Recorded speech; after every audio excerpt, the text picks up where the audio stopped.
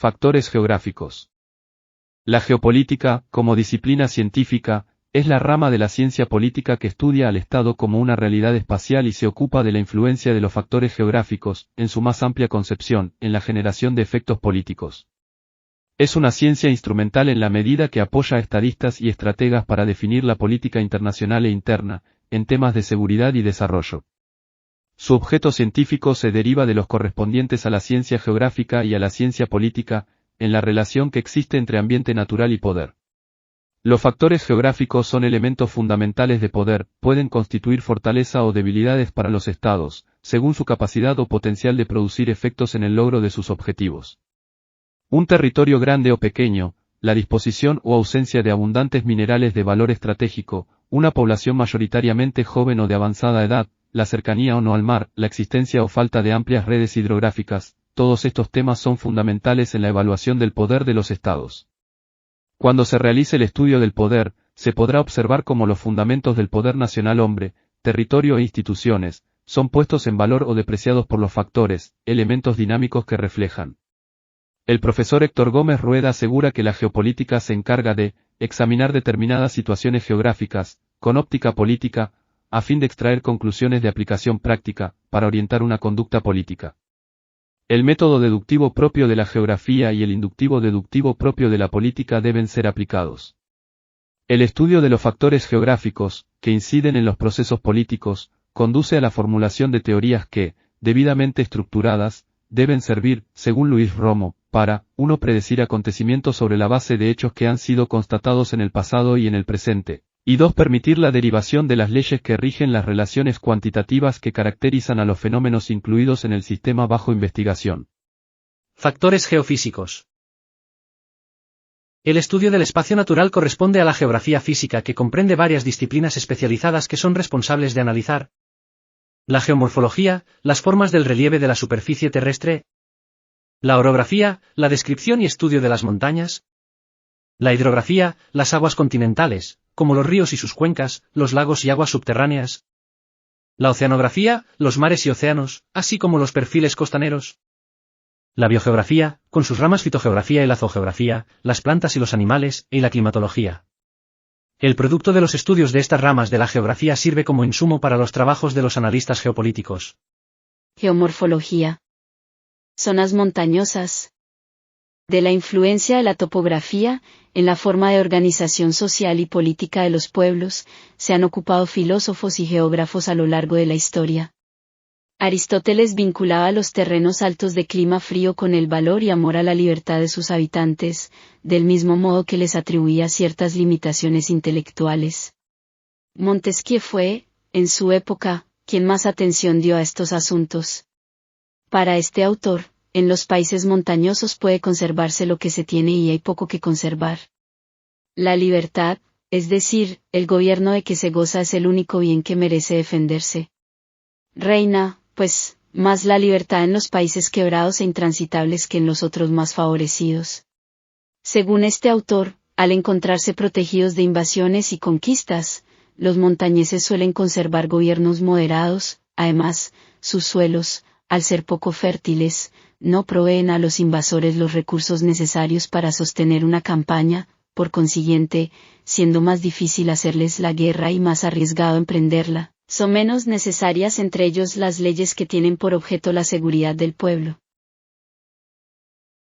Generalmente, en este tipo de territorios, la densidad es baja por el clima inhóspito, frío y húmedo, las formidables barreras físicas dificultan la comunicación y conectividad, provocando, por tanto, fuertes identidades culturales. La falta de contactos con otras culturas refuerza cada identidad particular, a la vez que impide su enriquecimiento. Por otra parte, de zonas de montaña nacen las fuentes que alimentan los ríos que forman las respectivas cuencas hidrográficas. Por esta razón, son terrenos favorables para la construcción de represas y proyectos hidroeléctricos. Cuando más de un país comparte la cuenca, pueden presentarse conflictos por el uso de las aguas. Otra particularidad de estos terrenos es la existencia de importantes zonas mineralizadas, grandes masas forestales y explotaciones agrícolas en los pequeños valles. Su fauna característica está conformada por especies como ovinos, ciervos, camélidos, etc.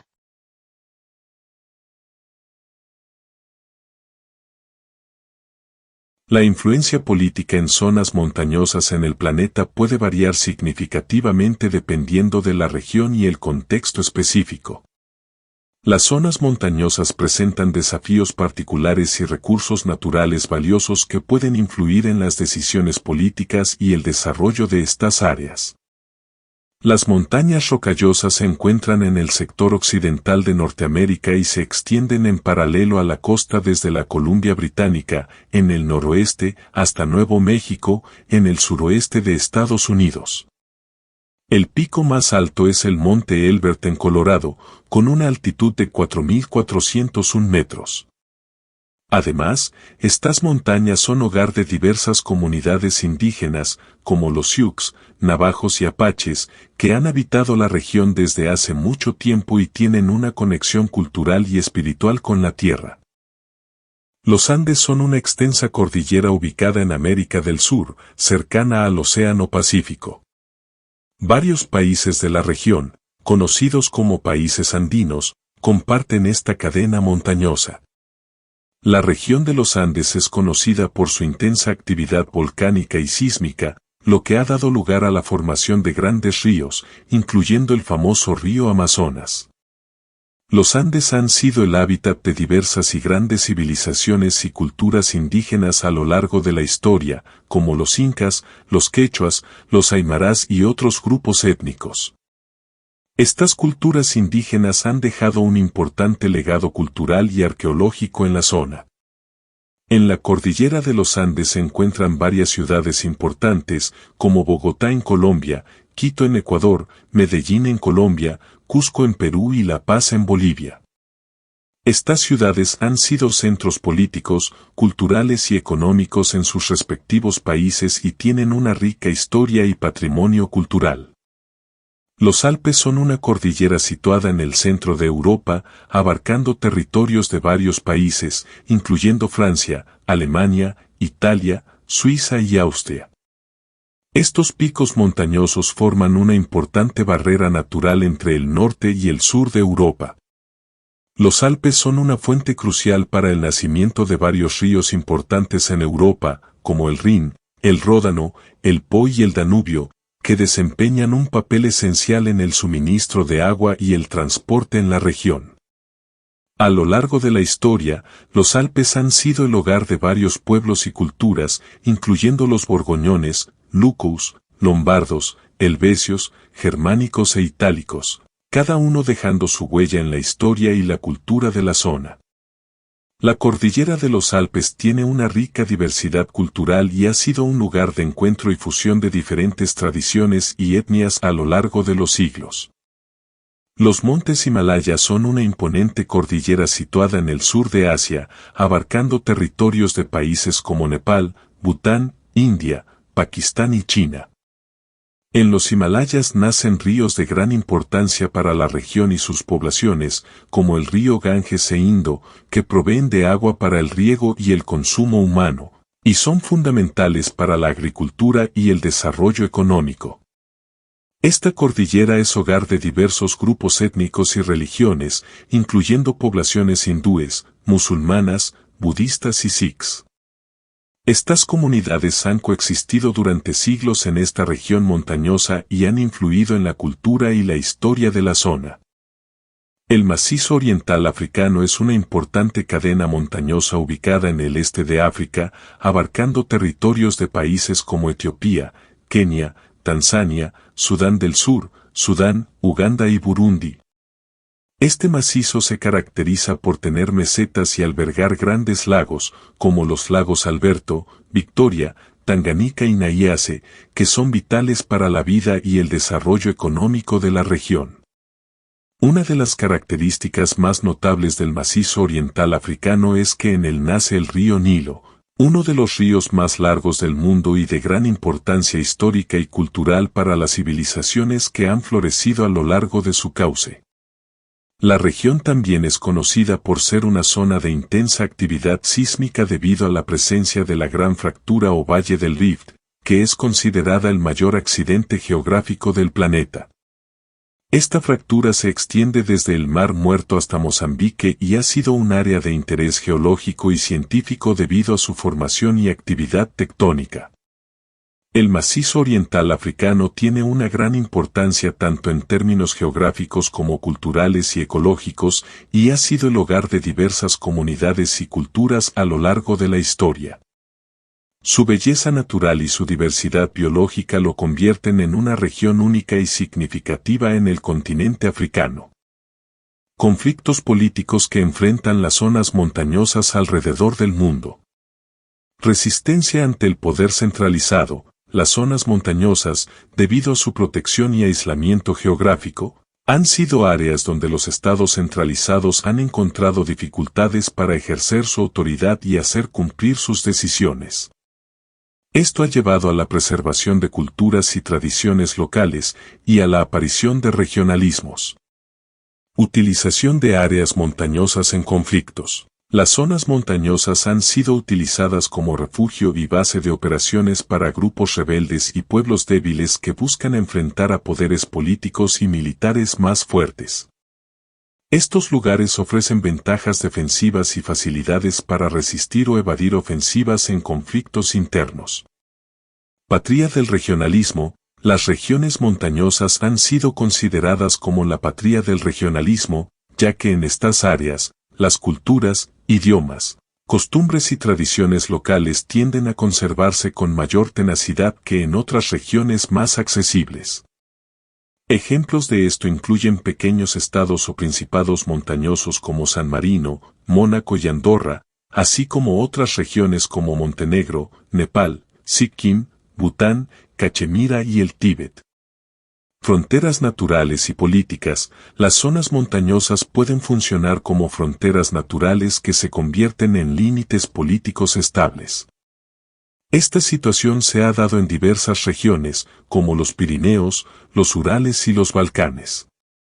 Las dificultades de tránsito en estas áreas a menudo conducen a la separación cultural y económica entre comunidades que comparten orígenes similares pero que desarrollan distintas costumbres.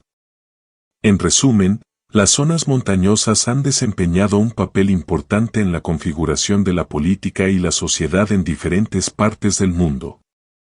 Su protección y aislamiento han permitido la preservación de culturas locales y han servido como refugio y base de operaciones en conflictos, mientras que su geografía ha influenciado la definición de fronteras políticas y la aparición de regionalismos. Hola a todos. Hoy vamos a explorar un fascinante tema, las llanuras, esas vastas extensiones de terreno plano que se extienden por grandes áreas sin grandes elevaciones. ¿Sabías que estas llanuras son fundamentales para la producción de alimentos y el asentamiento humano? Vamos a conocer algunas de las principales llanuras en el mundo y entender su importancia en la geografía y economía global. Comenzamos con la llanura del Mississippi, ubicada en Estados Unidos, entre las montañas rocallosas y el Golfo de México. Es la zona agrícola más importante del planeta. Imaginen la cantidad de trigo, arroz, maíz y algodón que se produce allí. En Sudamérica, encontramos la Amazonía, una llanura asombrosa que abarca territorios de varios países, como Brasil y Perú. Es la mayor cuenca hidrográfica del mundo y se destaca por su bosque húmedo tropical. Sin embargo, también enfrenta desafíos ambientales debido a la deforestación. En el cono sur de Sudamérica está la llanura del Río de la Plata, que abarca territorios de Argentina, Bolivia, Uruguay y Paraguay. Aquí encontramos la famosa Pampa y el Chaco, con amplias redes fluviales como el Uruguay y el Paraguay. Viajamos a Europa Oriental, donde se encuentra el Valle del Rin. Esta llanura incluye territorios de Alemania, Francia y Países Bajos, y es un importante centro industrial con ciudades como Colonia y Róterdam. No podemos olvidarnos de Rusia, con su gigantesca llanura del río Volga, la mayor cuenca hidrográfica del continente. Ciudades como Moscú y Volgogrado se ubican aquí, y es una región con intensa actividad industrial. Ahora nos movemos hacia el sur de Asia y la llanura del Ganges, en la India. Este territorio bien regado y de clima tropical monzónico es ideal para cultivar maíz, arroz, caña de azúcar y algodón. Ciudades como Delhi y Dhaka se encuentran aquí. ¿Listos para un salto a China? En la llanura del Yangtze-Kiang encontramos el río Yangtze, el más largo de Asia. Esta región alberga importantes megalópolis como Shanghái y es conocida por su producción de cereales, té, algodón y más. Nuestro viaje nos lleva ahora al norte de África, en el Valle del Nilo, atravesado por el río más largo del mundo. Uganda, Sudán del Sur y Egipto disfrutan de esta tierra fértil que ha sido el hogar de ricas civilizaciones históricas. Y por último, llegamos a la cuenca del Congo, en el centro de África. Con un clima ecuatorial y una rica variedad de recursos naturales como bauxita y diamantes, esta llanura enfrenta desafíos ambientales debido a la deforestación. Como pueden ver, estas llanuras son tesoros geográficos y económicos para sus países. Desde la producción de alimentos hasta la industria, estas vastas extensiones han sido fundamentales para el desarrollo de la humanidad. Espero que hayan disfrutado de este viaje por las llanuras del mundo. Hasta la próxima.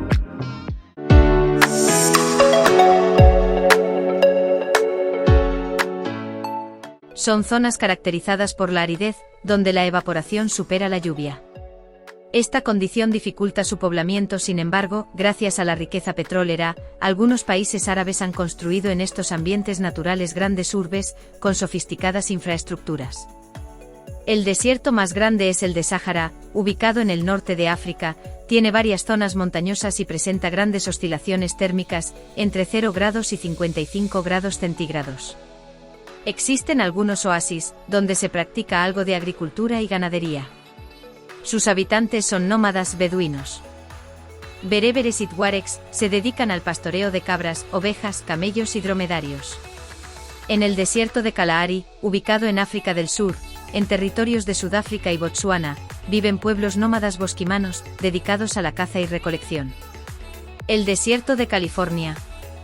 En la frontera entre México y Estados Unidos, tiene importantes yacimientos de oro, plata, uranio y cobre. En México se encuentran dos grandes desiertos, el de Chihuahua, en el norte, y el de Sonora, en la península de Baja California. En Estados Unidos se ubica el Valle de la Muerte. Las temperaturas llegan a más de 55 grados Celsius. El desierto de Atacama, situado entre Chile y Perú, es uno de los más secos del mundo, rico en cobre, hierro, zinc, plata, oro, sal y nitrato de sodio.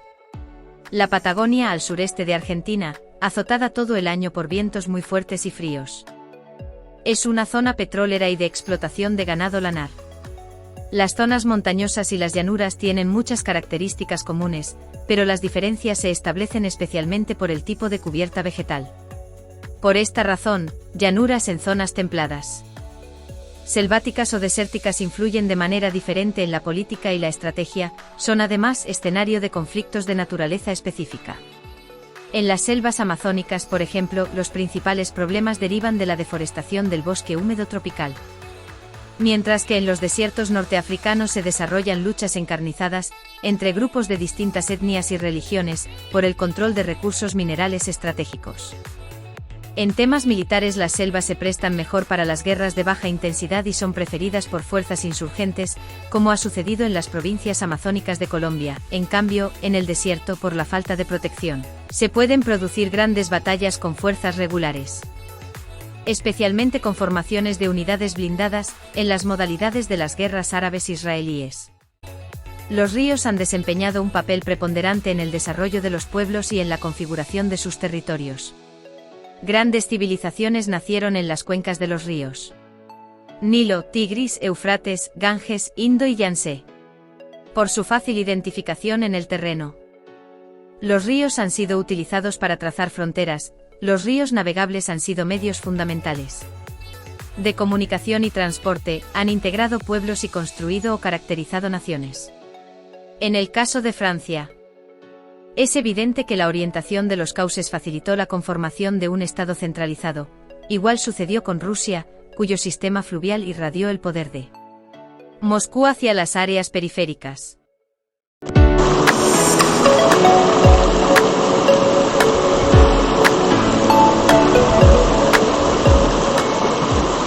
Paralelos como el Vístula, Oder, Elba, Weser y Rin, que corren hacia el norte y noroeste, provocando una clara regionalización que hasta hoy subsiste. Los ríos navegables y los lagos pequeños o medianos conducen a la unidad idiomática y estimulan estrechas vinculaciones culturales entre los habitantes de las orillas, aun donde fronteras políticas separan artificialmente a los habitantes. Ejemplos: los lagos Constanza, alemán, y Ródano, francés. El río puede ser la columna vertebral de un estado, o ayudar a integrarlo, puede también regionalizar el territorio de un país. Egipto se ha estructurado sobre el Nilo. En el caso de Colombia, el río Magdalena fue fundamental para integrar la zona nuclear del estado, mientras que el río Cauca fue el eje para que se conforme una región con alto grado de autonomía. En Ecuador, la red fluvial de la cuenca del río Guayas sirvió como factor integrador del país. Desde la época del Preincário, los ríos Daule y Babahoyo han sido los ejes de comunicación entre grupos sociales y sistemas productivos que han desarrollado la economía de este país. El río es movimiento, como medio de transporte dinamiza las vinculaciones, articula territorialmente al valle o llanura que riega, y le atribuye un valor geopolítico. La función del valle es unir, mientras que la de la montaña es separar. El río Amazonas es un ejemplo del papel geopolítico que desempeñan las redes fluviales. En el caso de las colonias portuguesas primero y del Brasil después, la ampliación de la frontera a costa de la decadente España y sus colonias fraccionadas en estados, demuestra cómo los ríos pueden ser vías de penetración y crear enclaves en territorios no controlados por los vecinos. En la Cuenca Alta, la lucha de Colombia y Perú por el dominio del río condujo a guerras y a conflictos que después los heredó un país débil como el Ecuador, arrinconado con posterioridad hacia la cordillera por los vecinos más fuertes.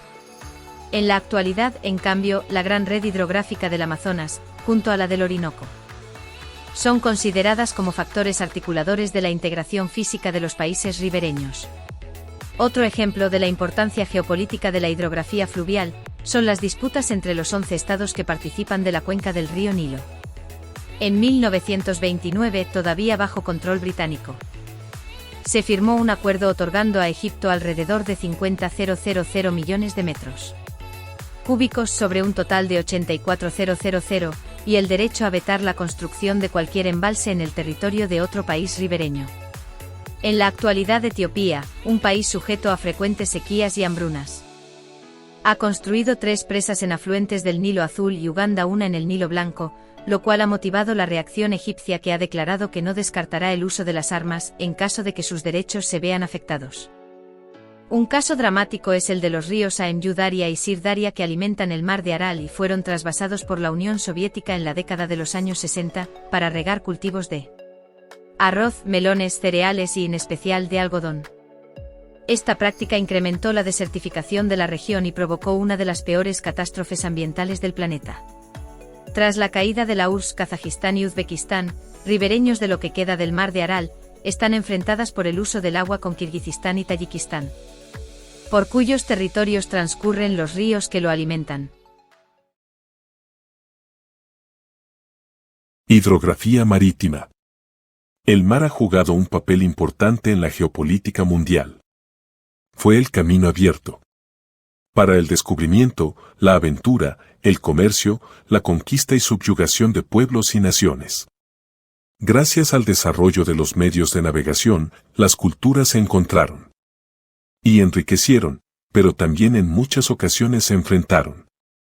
Tanta es y ha sido la importancia del mar, que se hace referencia a la geopolítica como ligada al Mediterráneo, al Atlántico y al Pacífico, para expresar su trascendencia como escenarios de los acontecimientos económicos y políticos, así como de los juegos del poder. Los estados se han clasificado como marítimos y terrestres. Los primeros volcados hacia el contacto con tierras lejanas y el comercio, los segundos, enfocados a desarrollar los bienes del territorio continental. Ya Aristóteles, al referirse a las condiciones del estado perfecto, Aseguraba es cuestión difícil la de saber si la vecindad del mar es ventajosa o funesta para la buena organización del Estado. Aquí al filósofo le preocupa el contacto con países distintos y el temperamento irreductible de los marineros, pero, a renglón seguido recapacita, haciendo abstracción de estos inconvenientes, no hay duda alguna que atendiendo a la seguridad y a la abundancia necesaria para el Estado es muy conveniente para la ciudad y el resto del territorio preferir un emplazamiento a orilla del mar. Se resiste mejor una agresión enemiga cuando se puede recibir a la vez, por mar y por tierra, auxilios de los aliados. El mar permite también satisfacer las necesidades de la ciudad, es decir, importar lo que el país no produce y exportar las materias en que abunda. Desde otra óptica, Montesquieu se refiere al carácter de los habitantes de las islas, cuyo temperamento encuentra similar al de los montañeses. Los pueblos isleños son más inclinados a la libertad que los del continente.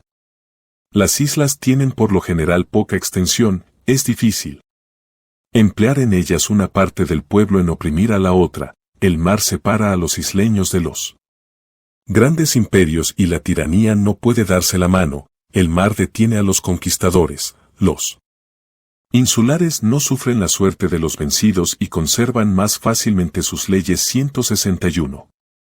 También el mar ha sido un escudo para protegerse de la agresión de estados invasores.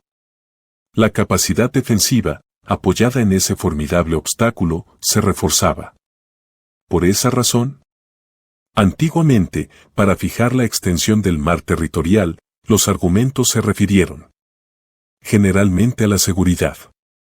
La profundidad de 3, 6 o más millas estuvo siempre relacionada con la capacidad y alcance de las armas a disposición del ataque y la defensa. Con posterioridad, los argumentos fueron especialmente económicos. Las potencias han intentado siempre ejercer dominio sobre el mar. Roma lo hizo con el Mediterráneo, su Mare Nostrum, Venecia, cuando declaró su soberanía sobre el Adriático. Suecia y Dinamarca, sobre el Báltico, Inglaterra sobre el Mar del Norte y Estados Unidos sobre el Golfo de México. Las grandes potencias han sido en su mayoría marítimas, Inglaterra, Holanda, Portugal, Japón y Estados Unidos.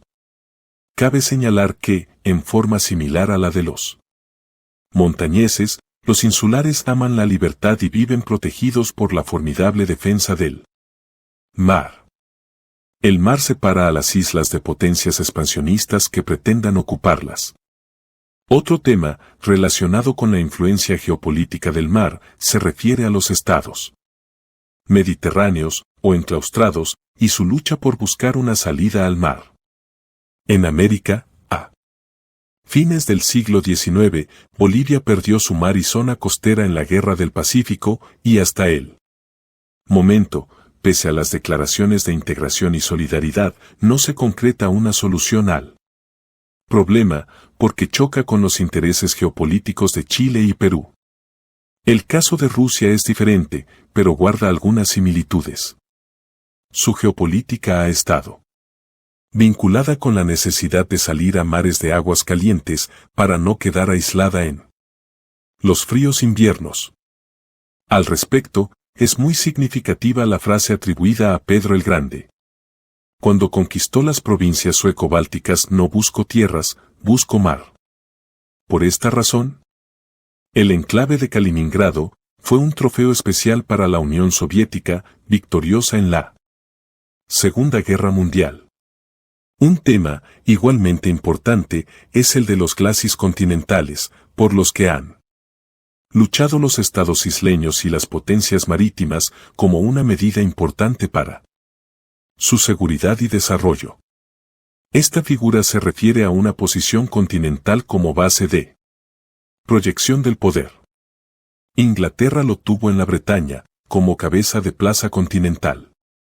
Otro tema singular es el control de los estrechos y canales, como vías de comunicación vitales para el comercio internacional y los desplazamientos estratégicos de las flotas navales.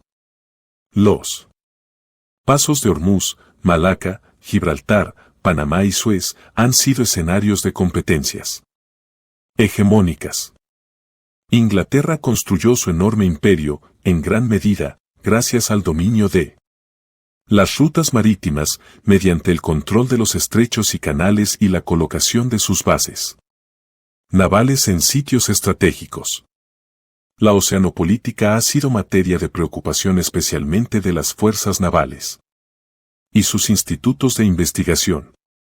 El almirante Jorge Martínez Bus, comandante en jefe de la Fuerza Naval Chilena, proponía analizar, en el marco de los intereses nacionales de su país, varios vectores, el comunicacional, sobre el trazado de rutas de intercambio y de comercio, la infraestructura portuaria y los canales interoceánicos, el productivo, referido a las enormes riquezas que ofrece el mar, su lecho y su subsuelo, especialmente hidrocarburos y minerales polimetálicos, el recreacional y turístico, en cuanto a construir las facilidades necesarias, el vector urbano en el borde costero, considerado recurso estratégico por su papel de relación y de intercomunicación de los sistemas marítimos y terrestres, el vector jurídico, recogido en el derecho internacional marítimo, fundamental para el ordenamiento del espacio y de la actividad marítima,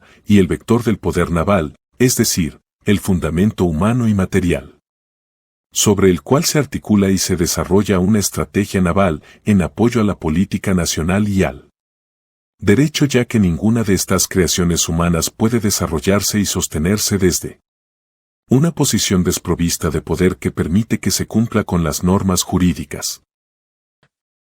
El papel del clima en el desarrollo de la humanidad. Jared Diamond y la difusión horizontal de técnicas. Jared Diamond destaca el proceso de difusión horizontal de técnicas de domesticación de animales y cultivos entre pueblos ubicados sobre el mismo paralelo geográfico.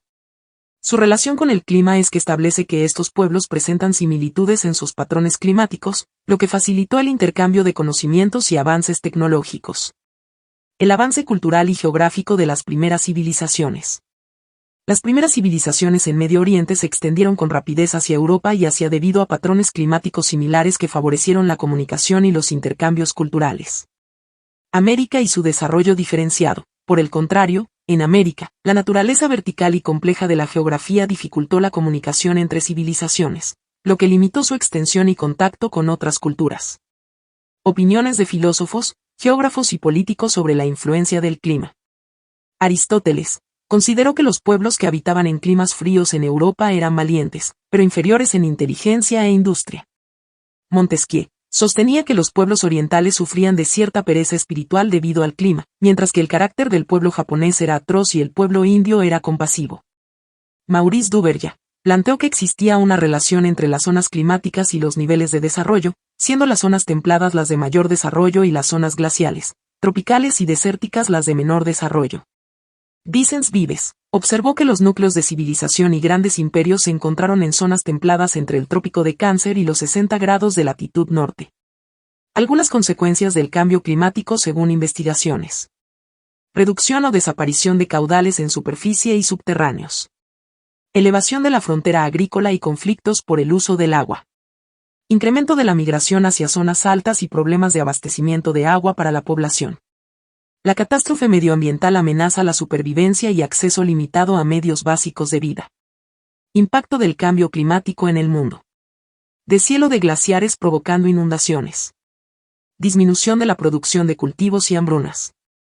Acidificación del agua del mar descendiendo de ecosistemas marinos. Inundaciones costeras que emergen a islas y ciudades.